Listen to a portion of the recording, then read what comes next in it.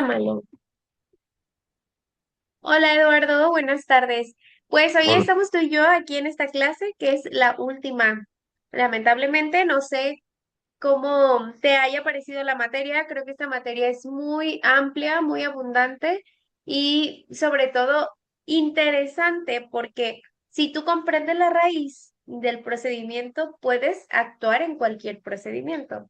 A mí me ha servido mucho de retroalimentación porque obviamente esto ya lo sabía, pero el volverle a dar la clase a ustedes a mí me ha servido mucho como para entender la raíz y la filosofía del procedimiento y así poder emplearlo en mi trabajo diario. Ahora, se está grabando, claro. Te quiero hacer una pregunta antes de dar inicio a la clase porque me gustaría saber si ya viste la grabación pasada. No, Que gracias, les agradezco por haber entendido que no me pude conectar el lunes pasado, pero quiero saber si ya la viste. gracias. No, la verdad no he tenido oportunidad. Me puse al corriente con las Ok. tareas y voy retrasado con ella. No pasa nada, no pasa nada. Mi pregunta es porque vi un tema muy interesante y me explayé de más y de alguna u otra forma para mí, a mí me satisfació que no estuvieran presentes como para darle vino y hablar en monólogo a ver si de esa manera me entienden. Espero me escuchen porque hay mucho ruido fuera de mi casa. Sí, Va todo bien. pasando un camión. Bueno, sin embargo, de no sé, de que lo hubieras visto, yo, este, me hubiera gustado que si tuvieras alguna duda me las expusieras. De no ser así, voy a abordar tantito el tema. En este momento voy a abordar tantito el tema para que puedas entender de qué hablamos y ya le agarres el hilo cuando tú veas. Entonces, en este momento voy a Ok. empezar a compartir pantalla. Van a ver mi presentación. Y espero les haya gustado la materia. A mí la verdad me gusta mucho porque es muy dinámica, es Sí, mucha aparte, teoría y, ajá, desmenuza, ¿no? El eje, uno de los ejes centrales del derecho, son los procesos, obviamente. sí, y los procesos son iguales en casi todas las materias. Claro. Entonces, no vas a tener ningún problema. Bueno, una clase pasada habíamos hablado poquito de la excepción, como su concepto en general, qué es lo que era, pero en la clase pasada yo les hablé más a fondo de la excepción. Ya les había dejado una tarea sobre un ensayo cortitito de la excepción, en donde ustedes iban a hablar y abordar más sobre el concepto, lo que genera, y justo, permítanme un momento porque hay una puerta.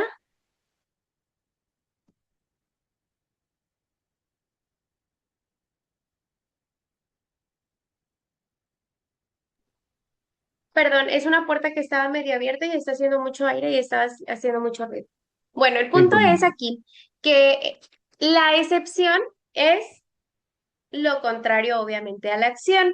La excepción la expone un, perdón, la expone el demandado. El demandado es el encargado de decirle al juez, yo no, o bueno, al actor no le asiste la razón, porque eso que me está reclamando no es cierto por tal motivo. Es el derecho a réplica que él tiene dentro del procedimiento para decir que no es cierto lo que me está pidiendo el actor. En esta cuestión, yo sé que ya hablamos de todos los procedimientos jurisdiccionales que hay, como las jurisdicciones voluntarias que no hay un demandado, hay acción, pero no hay excepción. Recuerden que la excepción siempre va a estar a cargo del demandado, de al que se le reclama esa acción. Entonces, necesariamente para que haya una excepción, sí debe de haber un demandado. Aquí no sería el caso. Bueno, hay procedimientos en donde simplemente quieren decretar un derecho que ya te existe, pero el juez es el que tiene que decir o, o dar certeza de este derecho. En ese caso no habría una excepción.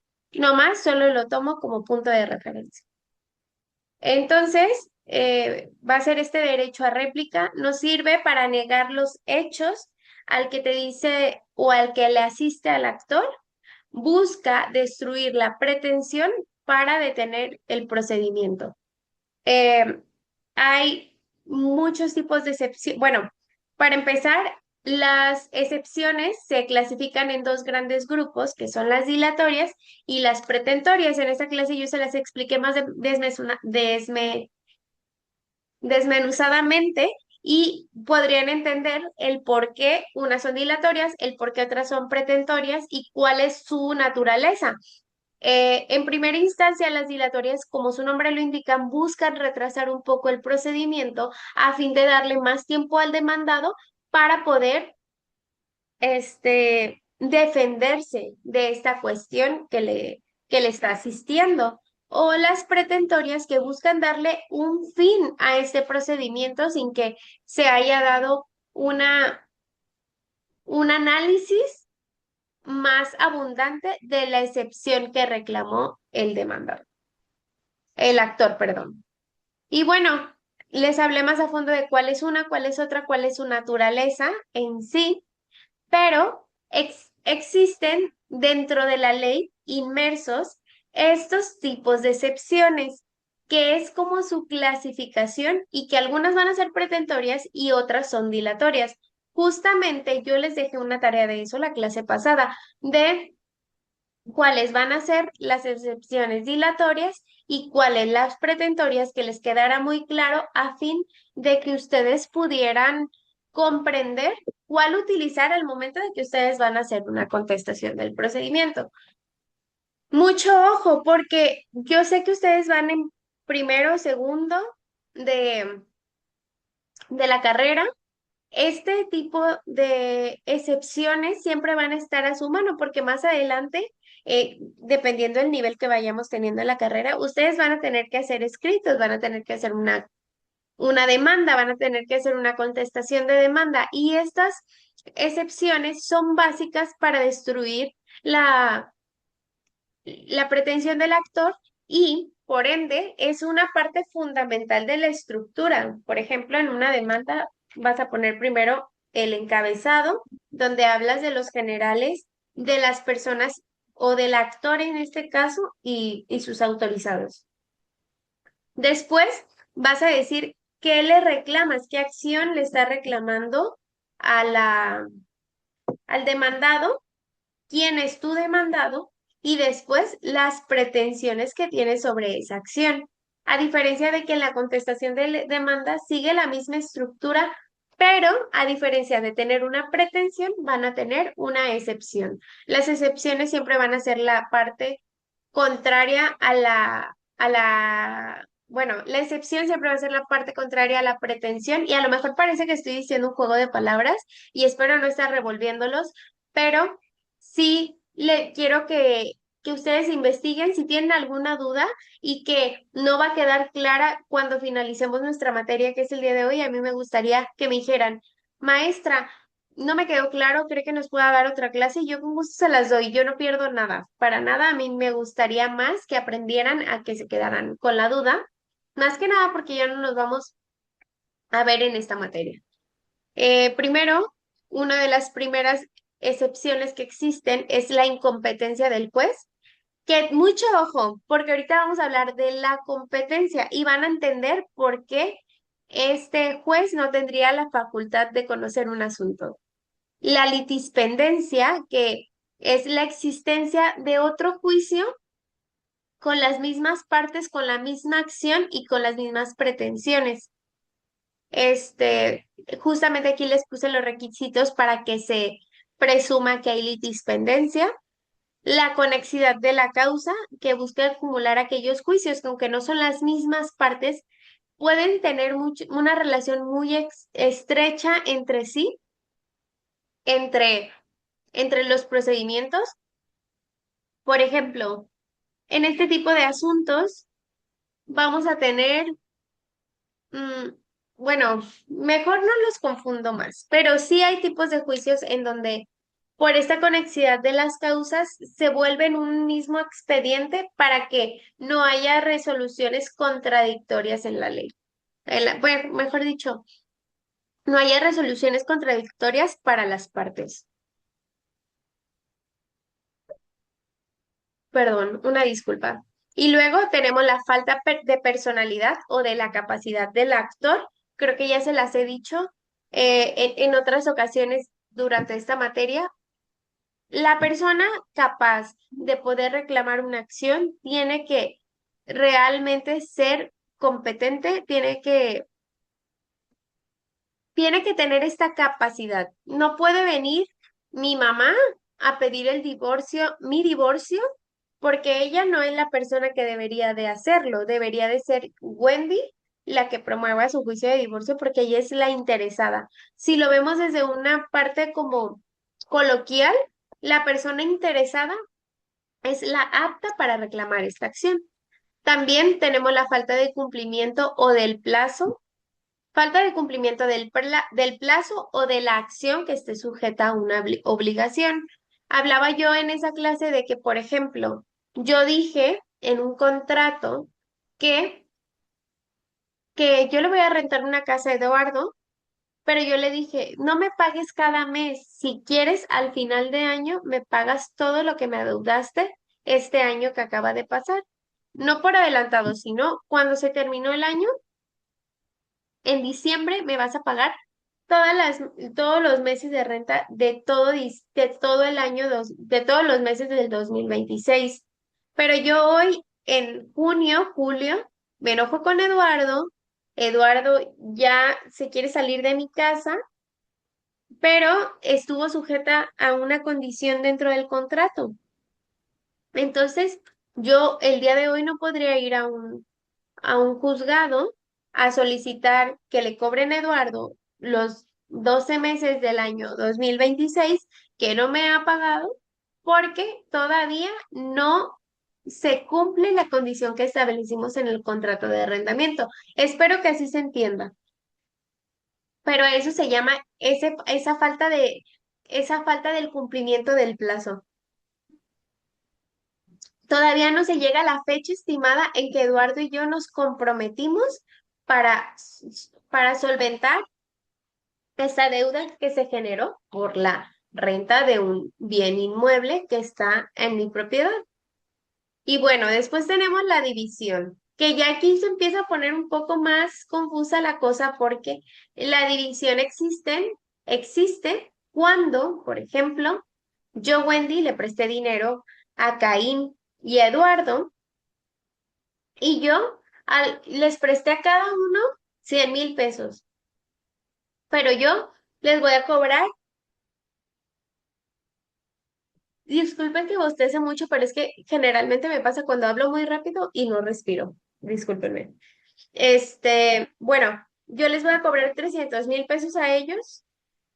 Bueno, les voy a cobrar 200,000 a cada uno, pero resulta ser que Caín ya me abonó 60,000 pesos y Eduardo solo me debe 80,000 pesos. No me deben entre los dos no me deben los 200,000, pero yo a los dos les estoy cobrando esa cantidad que yo les presté. Entonces, lo que busca la división es que se divida esta deuda conforme a lo que cada uno se le debe y por cada uno se cobre la cantidad que se les prestó. Y asimismo, que esta deuda sea solventada en la cantidad que se le adeuda. O sea, por ejemplo, Caín ya no me debería los 100,000 pesos, en realidad me debería 40,000 pesos. Y de alguna manera, Eduardo, aunque debe un poco más, no me sigue adeudando los 100,000 pesos, solo me adeuda 80. O sea, quiere decir que hay un abono. Esto es lo que busca la división.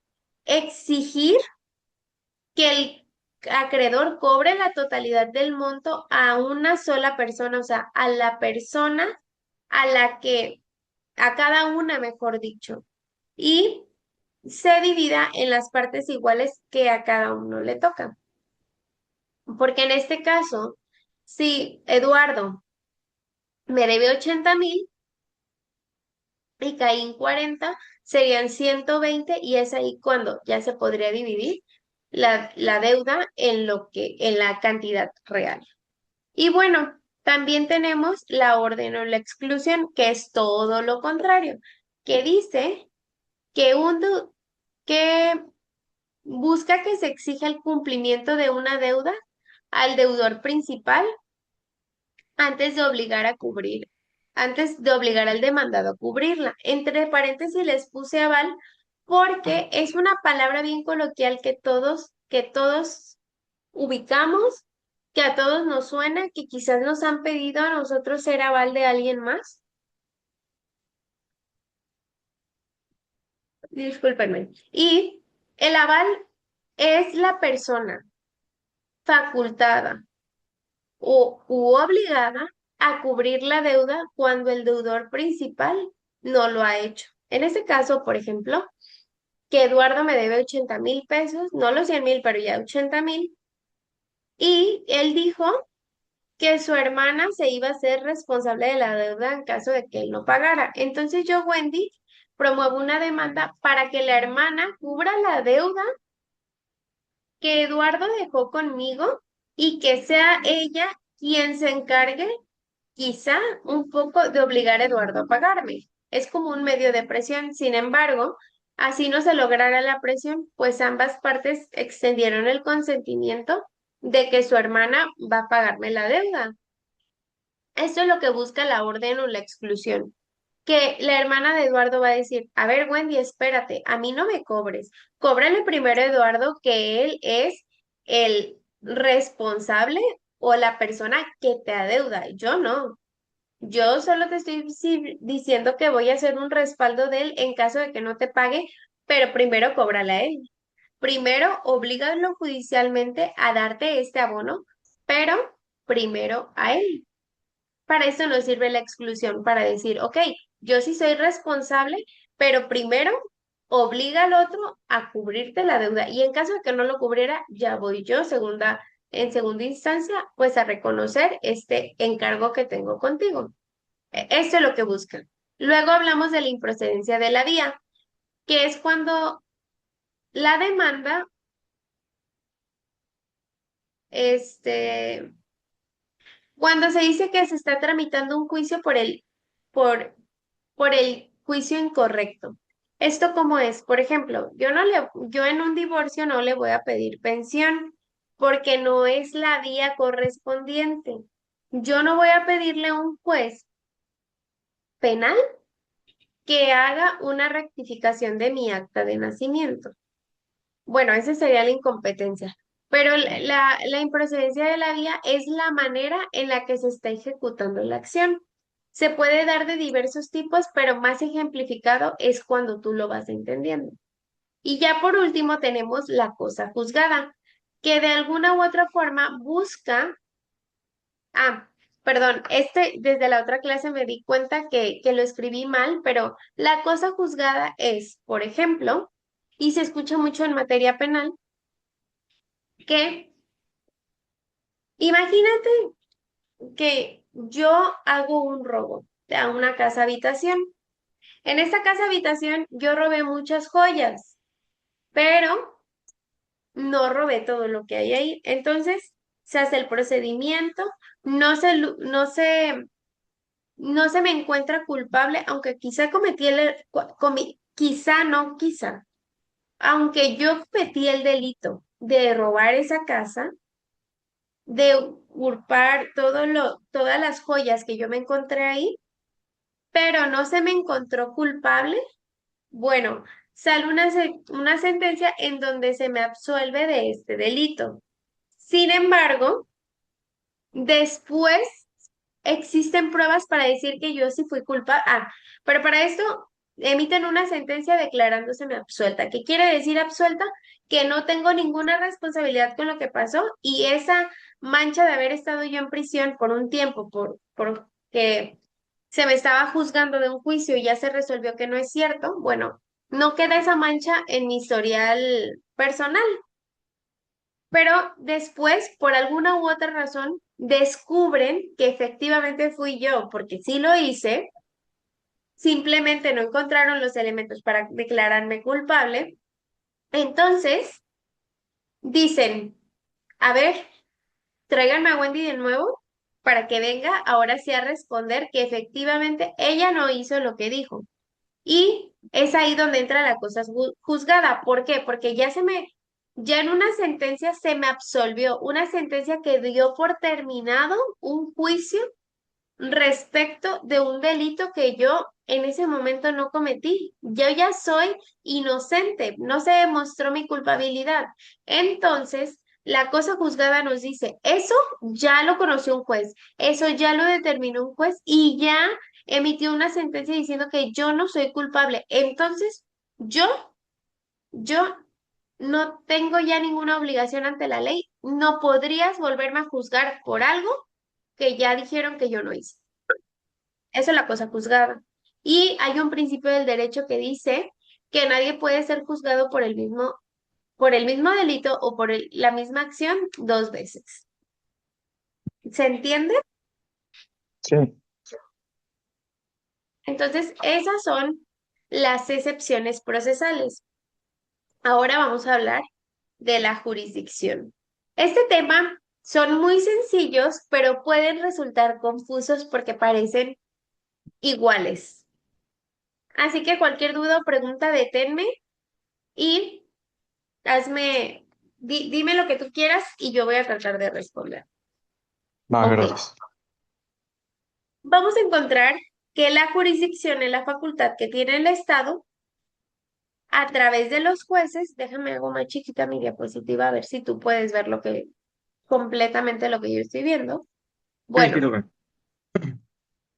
la jurisdicción es esta facultad que tiene el Estado a través de los jueces para resolver conflictos aplicando el derecho al caso concreto, mediante una decisión obligatoria. Sé que en estas palabras, que son muy teóricas, no se entiende qué bien es la jurisdicción. Ahorita lo vamos a ejemplificar, pero primero que nada, desmenuzar este concepto que les acabo de dar. Este concepto, en pocas palabras, nos dice que la jurisdicción es esta facultad o esta función pública de administrar justicia a través de los jueces, pero es este poder que tiene el juez para resolver conflictos de manera definitiva y ejecutar sentencias en casos concretos.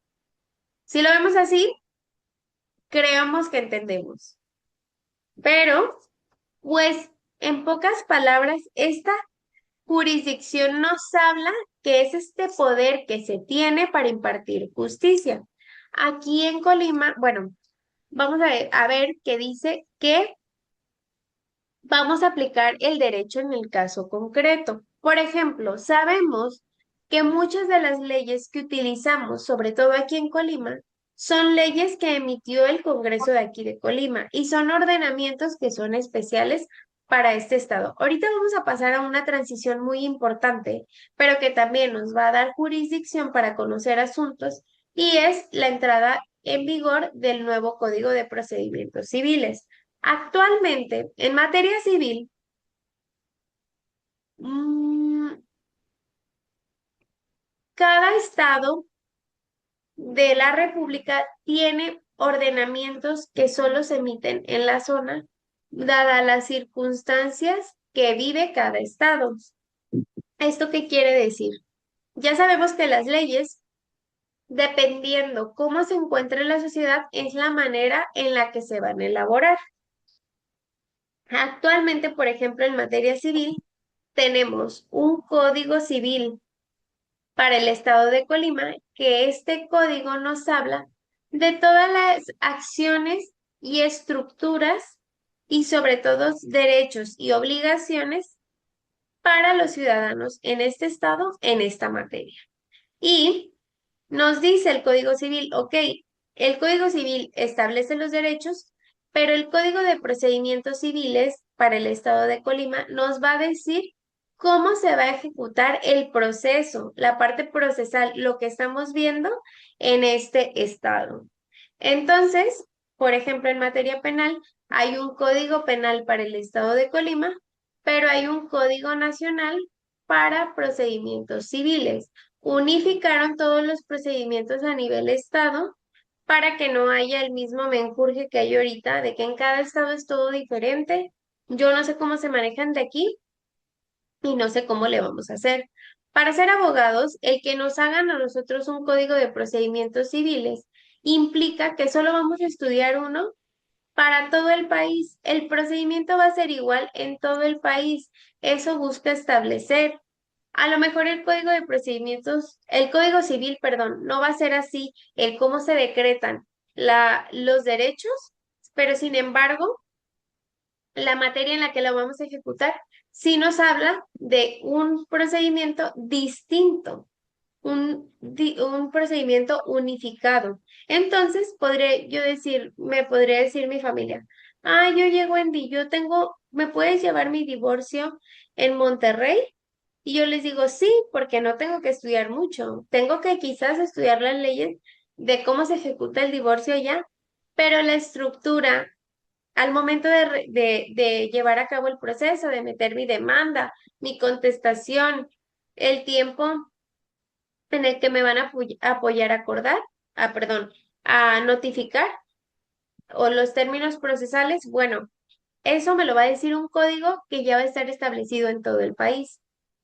Entonces, la jurisdicción nos habla de esta medida para conocer un asunto. Wendy, no puedo divorciar a un primo mío que vive en Monterrey porque ellos siempre establecieron su domicilio conyugal allá. Entonces, ¿por qué Colima debería de emitir esta sentencia aunque se hayan casado en Colima? No sé si me explico. Toda mi vida vivieron en Monterrey, pero ellos se casaron aquí en Colima. ¿Por qué tendría que conocer el asunto un juzgado de Monterrey?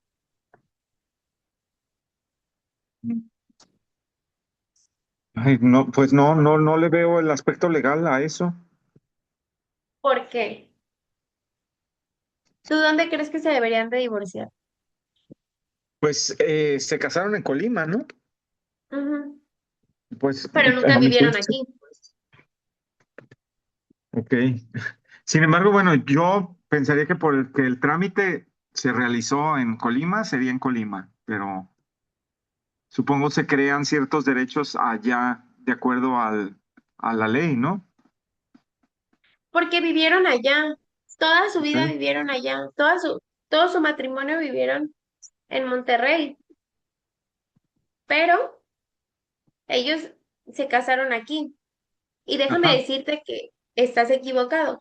La jurisdicción está en Monterrey.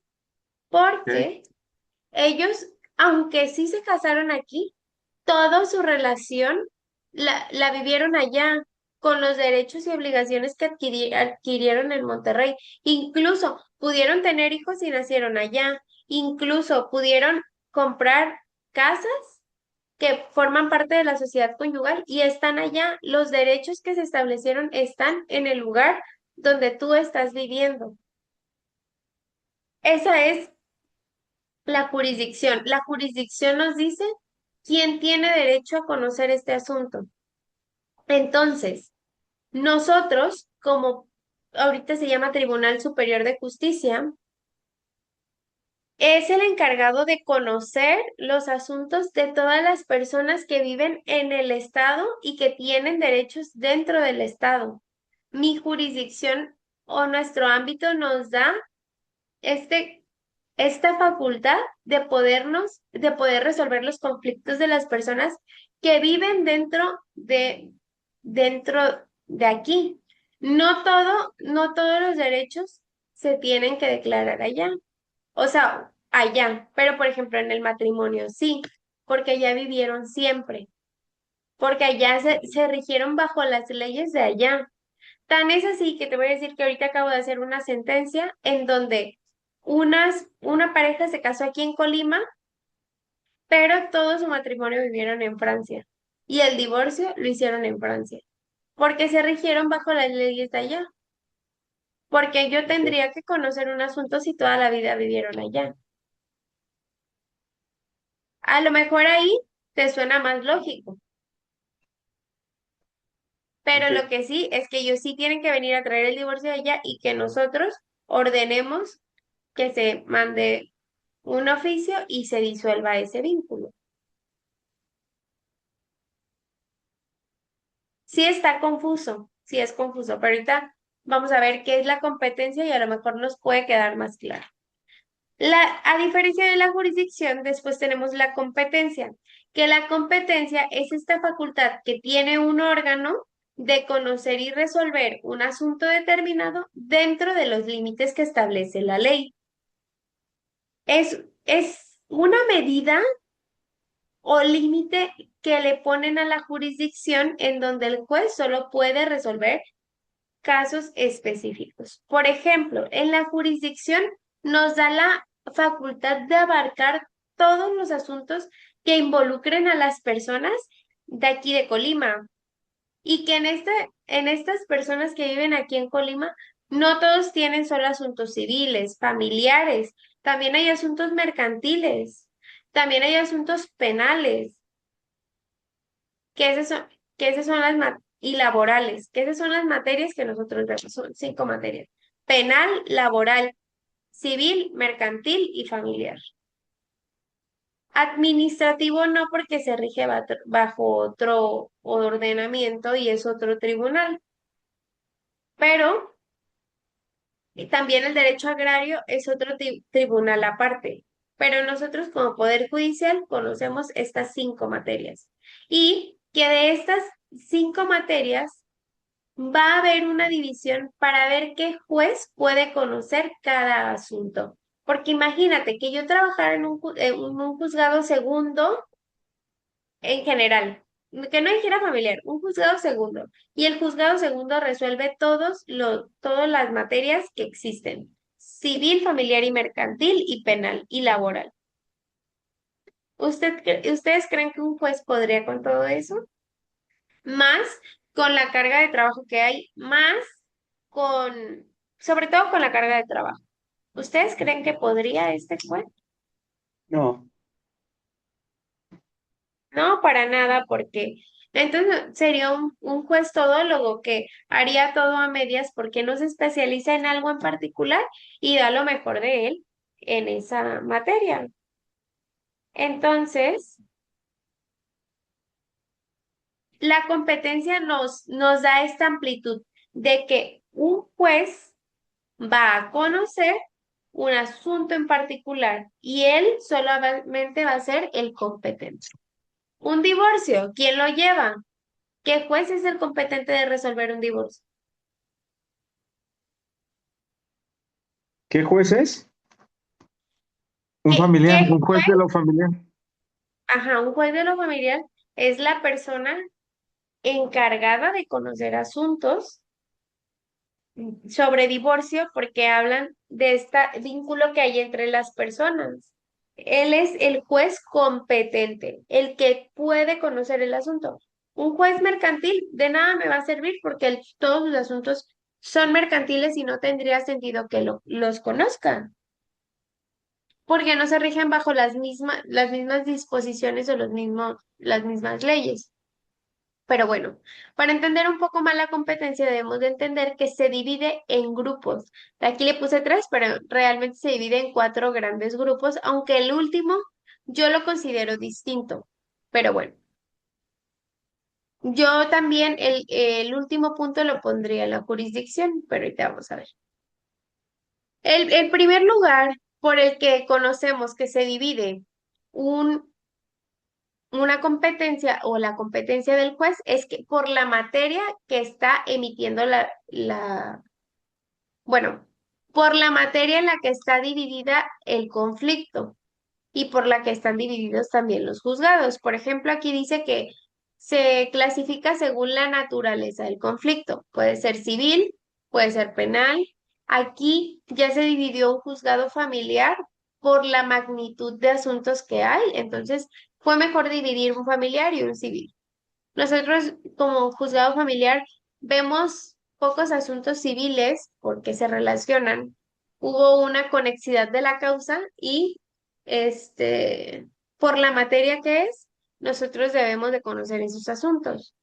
Que hablamos de un mismo código, entonces no estamos tan descabellados.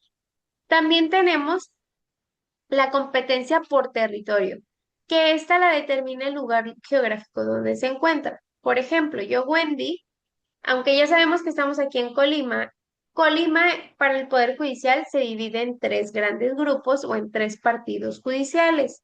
El primero es donde nosotros nos encontramos, que abarca la mayoría de los estados que están más cerquitas de la capital del estado.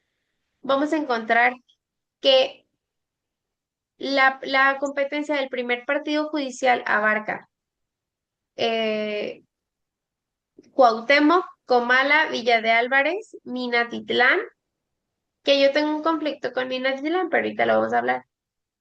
Minatitlán, Coquimatlán y me parece que también Ixtlahuacán forman parte del primer partido judicial. Del segundo partido judicial, aquí ya está más chiquito, pero por la lejanía de las zonas es que se divide. Después vamos a encontrar Tecomán y Armería en un mismo partido, que es el segundo partido. Y el tercer partido nos habla de solamente Manzanillo, por su lejanía, pero también por su gran población. Entonces, esto es por territorio. Si yo les pregunto un día cómo se divide por territorio, van a decir, ah, se divide en tres poderes y ya ahora ya saben cuáles abarca. Entonces, nosotros como juzgado familiar en Colima, ustedes creen, me vienen y me promueven un divorcio aquí en Colima de una persona de unas personas que se casaron en Manzanillo y vivieron toda su vida en Manzanillo. ¿Ustedes creen que yo voy a conocer el asunto? ¿Soy Pues no, competente? no, por el territorio no, maestra, ¿Pero por porque usted, qué? porque usted dice ¿Por qué lo vive, de... porque está dividido en prácticamente el estado, en el caso de ustedes Colima, en tres fracciones, entonces no sería de competencia. Pero, por ejemplo, si me casé en Manzanillo, pero toda la vida vivimos en Colima, ¿ahí sería Mm, competente? no, porque sería la competencia de Colima, ¿no? ¿Mande? Sería competencia de la división de Colima. Ok, sí me estás entendiendo. Entonces, si yo viví toda mi vida en Colima y me casé en Manzanillo, qué juzgado me debería de resolver? ¿En Colima o en Manzanillo? Se casó en Colima, pero ¿dónde tiene el problema? ¿Dónde va a ser el divorcio? ¿Dónde va a ser el lío? Donde vaya a Ajá, ser, dependiendo, ¿no? si Donde toda vaya a mi ser. vida viví en Colima con mi marido y me voy a divorciar, pero yo me casé en Manzanillo. Me casé en Ajá. Manzanillo, pero toda mi vida viví en Colima. ¿Quién va a Ajá. resolver? ¿En Pero Colima? ¿Un juez en Colima o un juez en Manzanillo? ¿dónde fue el problema? Si fue divorcio o la situación, sería donde se presentó. Entonces, ¿quién me va a conocer el Entonces, en ese asunto? caso, si está viviendo en Colima, el de Colima, aunque se haya casado en Manzanillo. Ah, ¿ves? O sea, ya me agarraste la onda. Así es, estás con toda la razón. Entendemos entonces esta competencia. Eso es la competencia. ¿Quién tiene la obligación de conocer el asunto? Y ya vimos que sí, efectivamente, en este caso sería en Colima quien tendría que resolver. Y bueno, después tenemos que la competencia se basa en la cuantía. ¿Esto qué quiere decir? La cuantía es este valor económico que está reclamando dentro de tu demanda y que hay jueces que pueden conocer tu asunto si te debe poco. Por ejemplo, tanto en Colima, Minatitlán, Comala, en Villa de Álvarez también,